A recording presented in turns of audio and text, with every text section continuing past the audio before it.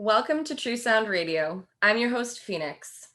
With the rise in COVID cases, we've decided to do our interviews online. So we're trying to be calm, kind, and especially safe with one another these days. Today we're speaking with Montresor, and I want to welcome him to the show. I feel welcome. That's great. And yeah, Amazing. it's not all that bad. You know, I'm in my office still and I can still interview with you guys in my big badass throne. So not all that bad. Let's do it. Absolutely. So how did you get into the business? What led you to decide to do this? Well, my first kick of the can was I actually just posted a video about it about a week or so ago, and it was in the middle of a field in Qualicum Beach on Vancouver Island, and I was DJing my buddy's going away party, and it was nothing but like a busted laptop running virtual DJ free for like 4 people. But I still said like to all my friends, I'm like, I got a gig, like I can do this, like this is my jam. And I saw like one person tapping their foot to like, I think it was like Whistle by Flo Rida when that was like number one. And just that rush that I got, that I'm like, you're tapping your toe to a song I thought was cool that I played out of like a system. And then that was it. From there, I just started chasing the carrot. I just played more and more parties, buying real gear, which was cool. Like you kind of took myself more seriously as a DJ. Like I actually had like a little $200 controller and I'm like, yes. And then from there, I started playing clubs in Vancouver Island. I was only 17, but when you walk in with a DJ controller, they don't really ask questions. And then when I was done my gig, I can go drink because then you're just a fly on the wall, right? Like they don't know who you are. So Exactly. yeah. And so by the time I could actually go into the bar at 19, I had 2 years under my belt in the clubs already. When a lot of people get kind of overwhelmed and they're like, oh shit, I can drink now. And then some people like go off the rails and they don't really focus on the music stuff. I had it under control. How did you get the gigs in the first place? Was it just sort of a snowball effect? Like the more gigs that you played, like then you ended up in like meeting people? Like how does that whole thing work? It's more of just I don't know if you guys know who Nardwar is. He interviews all like the hip hop guys and stuff. Yeah. And he said like he got every gig he ever got by asking. And that's exactly what I did. It's not going to fall in your lap, especially not for me being underage. So I would just ask either the host of a party, like, how you doing for tunes? They're like, oh, we just wanted to like hook a phone up to a speaker and stuff. And I'm like, can I bring my stuff and, take control? And 9 times out of 10, they said yes. And Wow. and with the whole Simple. clubs and stuff, it was just as easy. Like I just went down the Facebook wormhole and figured out who to talk to. Like I wasn't just doing like an auto response Facebook thing. And when I actually got a real person, I just said the same thing. I'm like, how are you guys doing for music? It's like, well, we got this guy on this day and this guy on this day. Like, can I slide in and like do a cheap show just to show you guys what I can do? And then after that, I usually steal the guy's job. You know what? And I don't feel bad about it. Like, No, of course. No, I don't feel bad. No, I mean, obviously you need work too. Yeah, well, I just went in and did the best I could. And I didn't say like, hey, can I have his job? He's just like, hey, like, when can you start? And then I would Right. get residencies at clubs and stuff. And that's Well, it's really the hustle, cool. you've got to work hard and you get what you want. Yeah. Also ask nicely, Yeah, no, yeah, exactly. That's I think that was actually a lesson in school, was just we had a whole 3-hour class on just not being a dick. And It's a good lesson.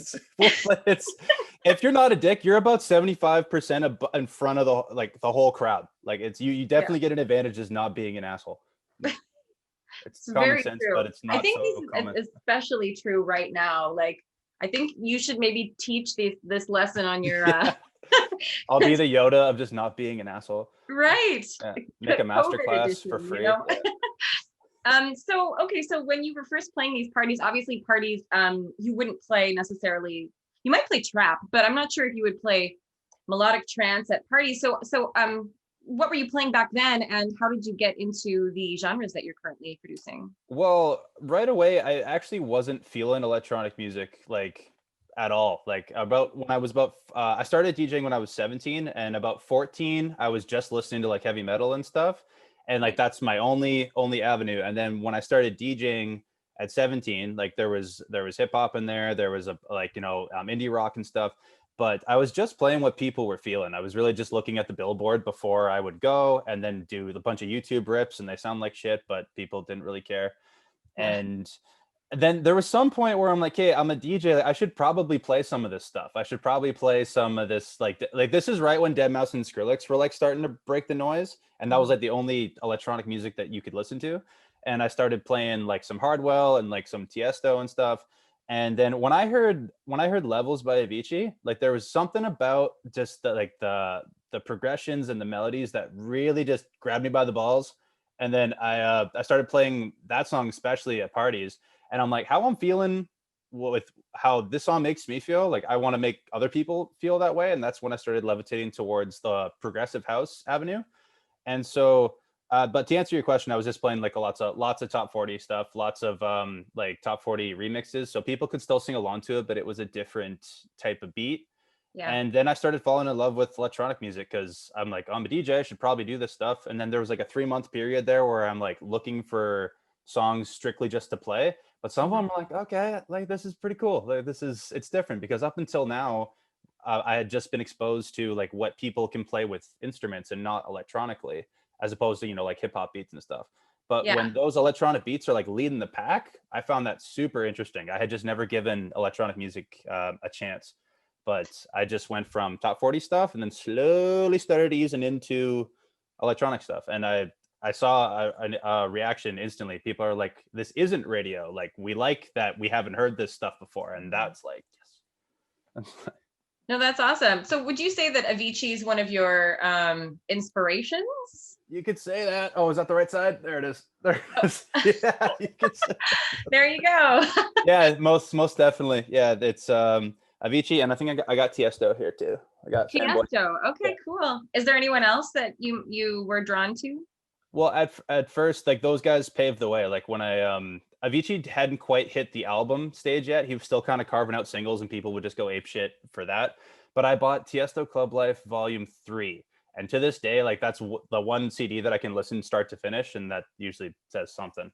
Yeah. Right? And yeah, but for the most part, that really carved my way. Like as an artist, it was definitely like Tiesto and Avicii. And then when I got into music and went to school and stuff, I leaned towards more like the Son Holo, Marshmello, no copyright sounds kind of feel, because everyone around me was saying like you can't look at the music industry and it's not what you see, it's what you don't see. And then that's what you should go for. And whenever I go to festivals, not a lot of people play like the bright melodic stuff. Like They don't. But if they do, it's someone huge, like Marshmello or Son Holo or stuff. But like, underdogs like me, you don't really hear the kind of tunes that I play. I mean, I could just be being egotistical saying that, but whatever. I'm probably not. I mean, I think you're in the industry and you hear what's being played, and you can identify what's not there as much, right? I think that's a fair thing to say. What about, so you said you were interested in metal. So do any of the recent collaboration, sort of like fusion metal, does that appeal to you at all, or what do you feel about that? Yeah, absolutely. Like when I see Slander teaming up with like Asking Alexandra and stuff, and anytime like I mean, most of the time it is dubstep. It's a little more dirty because they're based on the same tempos. When metal is usually like 140 full time, like double kick and stuff, and then dubstep is more slower. Those tempos work, and they're in the same family. And for the most part, with all the crazy distortions and stuff going into instruments, you can translate that to what we do as electronic artists. And yeah, I love it. I love when any kind of artist steps out of their zone and says, this is cool. Like when people kind of like, when you hear like Slash from Guns N' Roses saying that like, oh, EDM ain't shit and stuff. Like if Slash jumped on an electronic record, that would change things. The internet would freeze and break, Like, absolutely. But when these artists go, or you look at like, Redman even teaming up with Datsik doing like a dubstep hip hop track, like that's cool and it works. But so many people are so stuck in their box that they're saying like, oh, these DJs guys, like they just, you know what I'm saying? Like, am I crazy? Oh no, absolutely. No, I actually am a big fan of fusion, and I used to be a big fan of metal, so I totally know what you're coming from there. And I think it also, helps develop the sound, because we've got to go somewhere, the future. Yeah, absolutely. And we need to I think more artists should start doing that. Like even if we get like I remember when Skrillex did a record with Damian Marley. I want to see more of that, but reggae guys don't really step outside of that box. But we gotta collaborate with everybody, and I want to make it happen. Someone's got to do it. What did you feel about the country stuff? There was country for a while there. There was Avicii was part of that country train. Yeah, and I heard he got a lot of backlash from that. I heard that like he shopped it around to like Afrojack and Tiesto, and they're like, "Hey, like it's well done, but I don't think they're gonna bite." And then look what happened with when he dropped, Wake I Me think Up. it was Stories. Yeah, Oh yeah. the album Stories. Yeah, I know. and Yeah, it was huge. It was like it's still huge. I mean, people still play it. So yeah, absolutely. absolutely. So when you're okay, so what about melodic trance and trap really like the sound? What about the sound really appeals to you? You were talking about when you heard Levels and it was like you wanted to feel a certain way or you Mhm. wanted other people to feel that way. So Yeah. describe that to me. What is that feeling? And why is it connected to those sounds There's particularly? there's something about a melody that's like really, I don't know if this is a word, correct me if I'm wrong, anthematic. Does that make sense? Yeah, that makes sense. Yeah, where it's like this could be like a festival anthem. It's simple and Right. it's something that like really clicks. There's a lot of techniques in school that we learned. There's one called private, which means presentation, variation, repetition, destruction. So like when Shelter by Porter Robinson goes like do do do do, that's presentation. Do do do do, that's variation. Mm. Do do do do, repetition. Da da da da da da da da, that's destruction. And that laid the foundation on how to build like a catchy melody. And then with the whole trance house side, you have to take this cool melody and compress it into 128 or 130 or one whatever, a quicker pace. With Yeah. trap, you've got so much space to lay this melody down, and then you can leave pockets for fills. You can do all kinds of stuff. So when I heard Levels and stuff, I'm like, well, I gotta do house, and I tried house, and it felt really forced. It didn't really come naturally to me. Like I would always end up taking it from 128 and speeding it up. And I'm like, hey, this is way better. You know, it's a lot quicker. And it's like from there, like when I first went into school, that was it. I chased that kind of avenue. Was like, I'm gonna take this pretty progressive house sound and modernize it. And because hip hop is like that's all you hear on radio, right? Is the same kind of tempo. So obviously it's relevant. Oh yeah. And yeah, and it's the space really. It's the space that I can draw or play notes on the keyboard or something with the trap tempo. So, Well, that's really interesting. Actually, what was it? Pravade? Is that what you call it? Private. I actually, for the life of me, I can't really spell it. I was gonna get it tatted somewhere because no one else has. Well, it was my teacher said it was from an old guitar teacher that he had. So this isn't in the books anywhere, but It's but so you interesting. That's yeah. mind blowing, actually. Well, Like, well, you think about every really anthematic song, for the yes, most part, they do follow those guidelines, where absolutely. because that's Maybe, what gets it stuck in people's heads.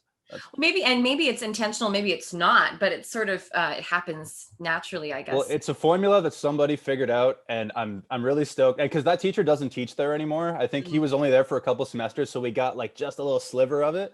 Yeah. I'm not one of those guys that just finds the secret sauce and says like, no, it's mine. Like, it's you guys can run with that if there's any producers listening to this, right? So, yeah. This yes, this is the secret sauce episode. Um Yeah. yeah.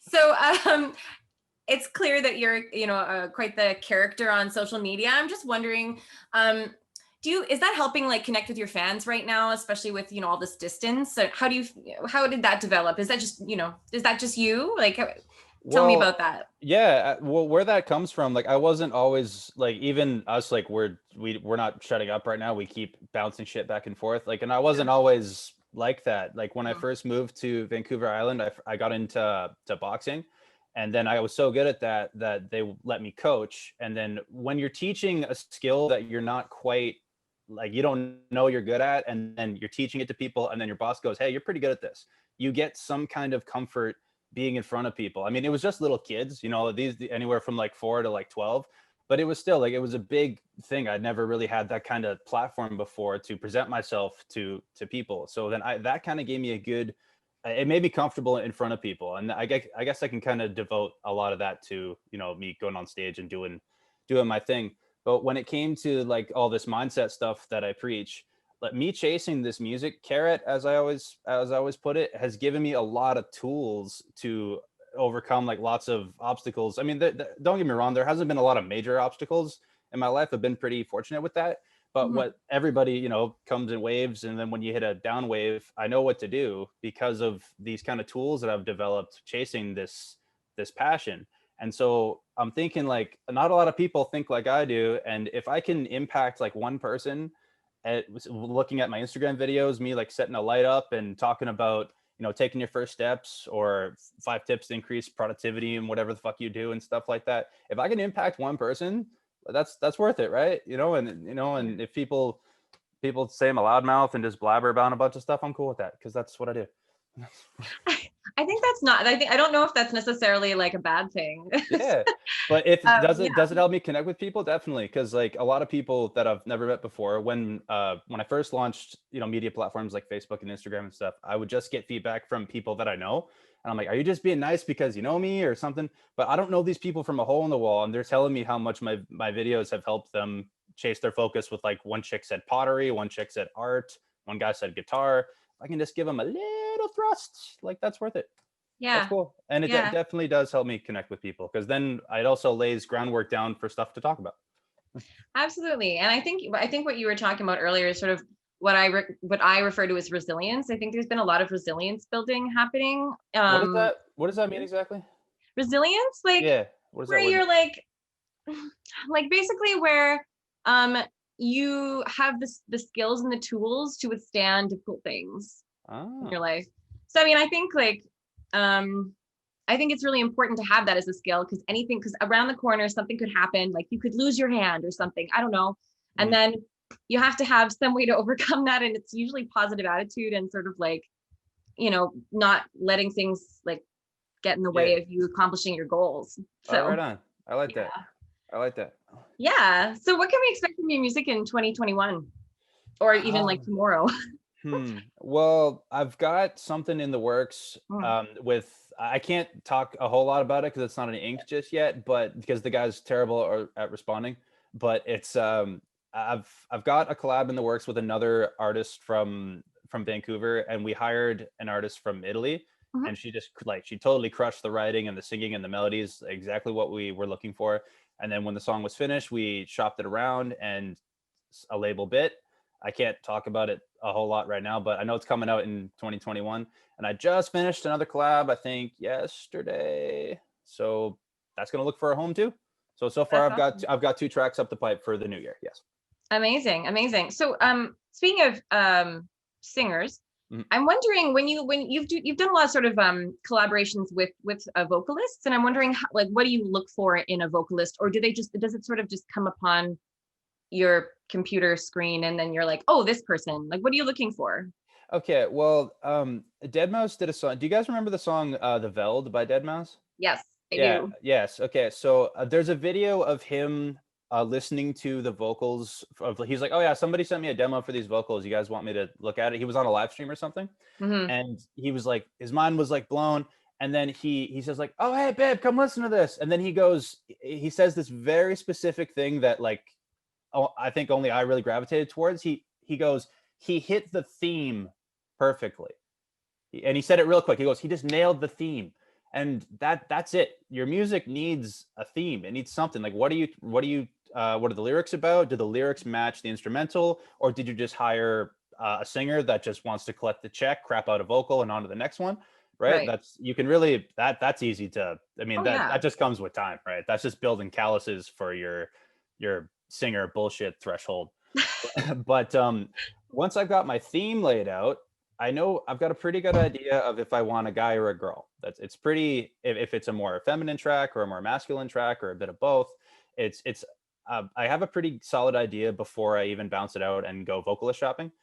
Uh, if I want a male or a female vocalist, unless they like kind of push their way in and say like, "Oh hey, can I send you a demo?" And I'm always going to say yes. And if Yeah. he sticks it more, maybe I was just too naive to say like, "Oh hey, maybe a guy would be better." But so I've got a pretty solid idea of if I want a male or a female vocalist, and then I Already. start going vocalist shopping, whether it's through networking or sites like SoundBetter or Vocalizer, where the sites are just made to bring this kind of work together. Because I'll pay you Yeah. if you do a good job or share the cake, right? Yeah, absolutely. Yeah, Right. and when it comes to vocalist, sorry to cut you off, but like when it comes to vocalist characteristics, it's again like if it's a darker track or like a dusty kind of track or a brighter track, I want the vocalist to match that. Hmm. Yeah. It reminds me of what you said about Dead Mouse. I've been sort of a big fan of Rabbit's music for a long time, Mhm. and he did the silent picture vocal, which Dead Mouse actually tried to remove from the internet. Well, he tried to do a collaboration and then it didn't work. But these things, I think sometimes music is really subjective too, right? So sometimes Absolutely. Yeah. these situations are I don't know. I mean, I guess I'm just trying to say that I find that vocalists can really make or break a track. Absolutely. So but it's really interesting that you already have an idea of the person's voice in your head kind of already. And isn't that just because of the theme, like that you think that it should have more of a masculine tone, or like what are your, like, is it more of an aggressive track, so then you want something more, how do you decide that? Or do Well, you... I mean, it's hard for me to put some kind of stamp or label or theme on my own tunes, as hard Sure. as that might sound. But I don't think my music is like, I don't want to sound egotistical by saying this, but I don't think my music is very generic. I think once I hear like once the track is done, like I'm gonna stop doing autopilot stuff, and I'm listening to it. Like I gave it a couple days, and I know that there's a theme there. And like for the most part, I like to put like atmospheric landscape stuff, like sometimes it'll just be like airport noises or like a forest or something, like something that kind of goes with that theme. And I just want that really dig into what the vocalist does and what their characteristics are, and if their tone or voice matches the track. And sometimes it doesn't. Sometimes you just had a really kick-ass mixing engineer that made you sound awesome, and then when he goes away and you're working with me, yes, I can do those things, but not as well as the guy that was on Armada that you did it with, right? So it's sometimes it's not a good fit, and you have to know when to say when. That's what my old man said. So it's good advice. Yeah. So I guess the last question I want to ask you is, what's your main goal as an entertainer? I mean, you talked about sort of being able to project these skills that you've learned to your fans, but is there anything maybe musically or otherwise that you also have? I would say what I'm doing on my media platforms with all this advice, take it or leave it type stuff, I think that's more of like the icing on the cake. And it's media plugins like Instagram, like they want, if I get a follower, that's somebody saying that whatever you post, I want to know. So that's you can call that a fan, right? They want to know, they want to peel the fabric bath and see what makes me tick. But when it comes to like the actual music stuff, like the be all end all for me is like, when you hear a song and like one memory pops in, like usually there's a couple, but one is like leading the pack. Whether it's like the first time you heard it, the first time you heard somebody, it's your breakup song, your first dance song or whatever. But there's a little Polaroid attached to it. There's a little clothespin Polaroid attached to a song. If I can have Polaroids and things clothespin to my music, if I can just get one, that's cool. Then that's worth it. That's worth the sleepless nights. That's worth all the school. That's worth everything. And I just want to get as many Polaroids attached to my music as I can. And that's something that's not forced. That's not me saying, hey, I want you to connect with my tunes, but like let them go where they may. But I just want to showcase my art to as many people that want to listen. Yeah, I mean, I totally know what you're saying. I mean, there's a lot of musical tracks that over the years I've been drawn to, and they remind me of certain times in my life. And I think I don't think that's like egotistical or whatever you've been saying about. I think it's just it makes sense because you've felt that way about music before, and I think you just want to be able to give that gift to someone else. It makes total sense to me. That's it. Yeah, I just want to connect with as many people as I can. And a lot of people say that when they get asked this question, I just want my music to connect with people, but like I want to, like, I want those Polaroids. The Polaroids. Those clothespins the on mental there. pictures. That's it.